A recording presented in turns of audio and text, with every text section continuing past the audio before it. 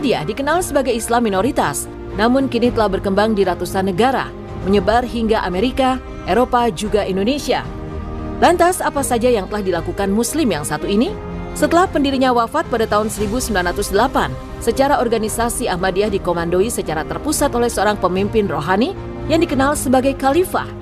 Organisasi ini berbendera Ahmadiyah Muslim Community atau Jemaah Muslim Ahmadiyah yang saat ini dipimpin oleh Mirza Masroor Ahmad, pemimpin spiritual kelima dalam sejarahnya.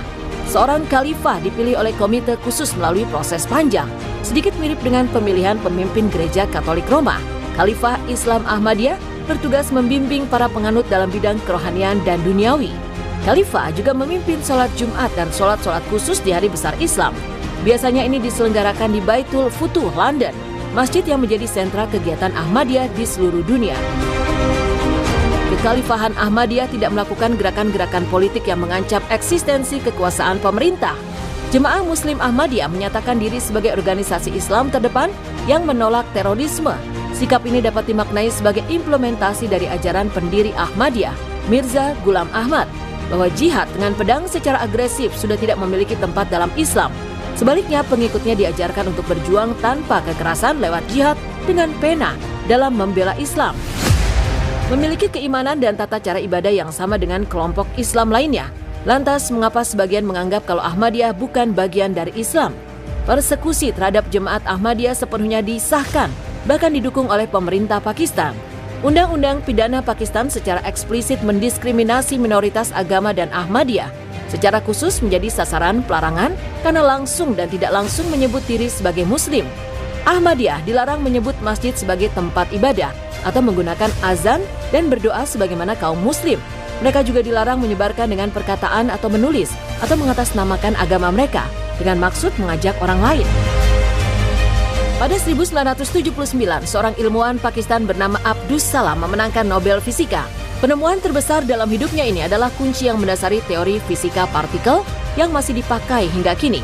Juga menjadi tonggak penemuan partikel Higgs boson pada 2012. Dan Abdus Salam adalah pengikut Islam Ahmadiyah. Abdus Salam adalah orang Pakistan pertama yang memenangkan Nobel. Semestinya kemenangan ini menjadi momen bersejarah bagi negaranya. Panjang hidupnya, Abdus Salam taat beribadah. Ketika bekerja sepanjang hari di rumahnya di London, ia lakukan sambil memutar rekaman lantunan ayat-ayat suci Al-Quran. Dia juga tidak pernah melihat keyakinannya sebagai halangan untuk ilmu pengetahuan. Bahkan ia menganggap kedua bidang ini bekerja saling berkelindan. Ia kerap mengaku kepada banyak sejawatnya, sebagian besar ide-ide datang kepadanya dari Tuhan. Abdus Salam bekerja keras menemukan teori dasar fisika yang bisa menjelaskan semua teori fisika partikel yang dikatakannya mirip dengan keyakinannya. Lubna Arsyad mencatat sejarah baru. Ia adalah perempuan kulit berwarna sekaligus muslimah pertama dalam sejarah yang dilantik sebagai Lord Mayor of Oxford atau wali kota Oxford pada Rabu 17 Mei 2023. Dengan hijab yang menutupi kepala, ia tampil berbeda. Lubna Arsyad yang sebelumnya adalah Labour Councillor dilantik dalam sebuah upacara di Balai Kota Oxford. Pejabat sebelumnya Kota James Fry pensiun dan mengundurkan diri. Lubna Arsyad terpilih sebagai anggota Dewan Kota pada tahun 2018 mewakili Cowley Marsh pada awalnya dan kemudian karena perubahan batas pemilihan, sekarang melayani Temple Cowley. Sebagai wali kota, Lubna Arsyad juga menaungi sejumlah badan amal, yakni Humanity First, Oxford Community Action, dan Asylum Welcome. Kepala Organisasi Riset Ilmu Pengetahuan, Sosial dan Humaniora Badan Riset dan Inovasi Nasional, Ahmad Najib Burhani menilai usaha-usaha Ahmadiyah dalam menerjemahkan Al-Quran. Menurutnya, Ahmadiyah merupakan pionir penerjemahan Al-Quran dan terjemahannya menjadi bahan rujukan para tokoh awalin Republik Indonesia. Pada awal abad ke-20 sampai masa kemerdekaan, terjemahan Al-Quran versi Ahmadiyah juga menjadi bahan rujukan para tokoh awalin negeri ini. Di antaranya Soekarno, Kiai Haji Agus Salim, Ruslan Abdul Ghani, HOS Cokro Aminoto hingga Young Islamitan Bond. Hingga kini Ahmadiyah telah menerbitkan terjemahan Al-Quran ke 120 bahasa di dunia. Barangkali ini merupakan salah satu organisasi Islam yang mampu menerjemahkan Al-Quran ke dalam banyak bahasa di dunia. Islam Ahmadiyah punya sejarah panjang di Afrika. Para misionaris pertama tiba seabad yang lalu di Afrika Barat dan telah sukses secara spektakuler di antara orang Afrika, terutama di Nigeria, Tanzania, Ghana, Sierra Leone, dan Nigeria yang secara kebetulan juga akan menjadi negara dengan pertumbuhan tercepat di dunia dalam hal populasi. Sebagai presentasi dari populasi nasional, Sierra Leone diperkirakan memiliki 10-16% Ahmadiyah, presentasi tertinggi di dunia dan jauh lebih tinggi daripada di Pakistan.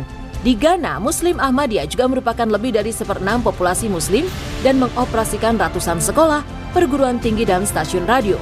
Di Burkina Faso, stasiun radio Ahmadiyah bersaing secara agresif dengan stasiun Muslim Sunni lainnya untuk menyebarkan dakwah Muslim Afrika yang sebelumnya sebagian besar non-denominasi yang menggabungkan kepercayaan animisme tradisional mereka yang sinkron dengan mistisisme Sufi.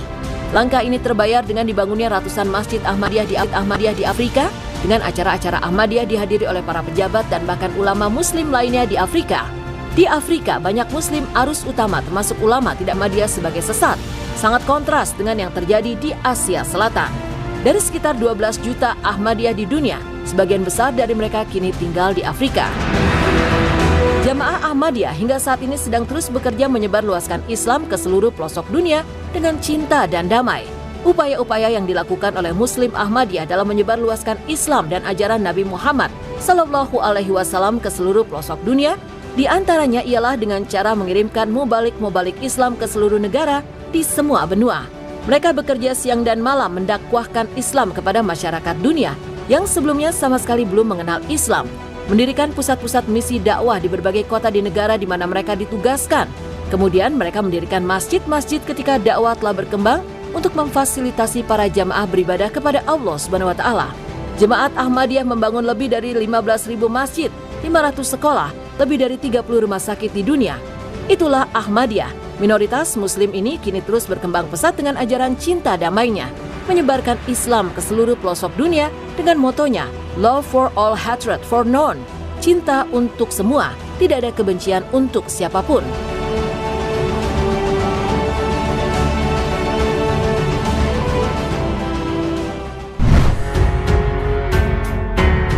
Nah pemirsa, sampai di sini kisah dan informasi menarik dalam episode kali ini. Jangan lupa saksikan terus OMG dengan kisah dan informasi menarik lainnya. Sampai jumpa!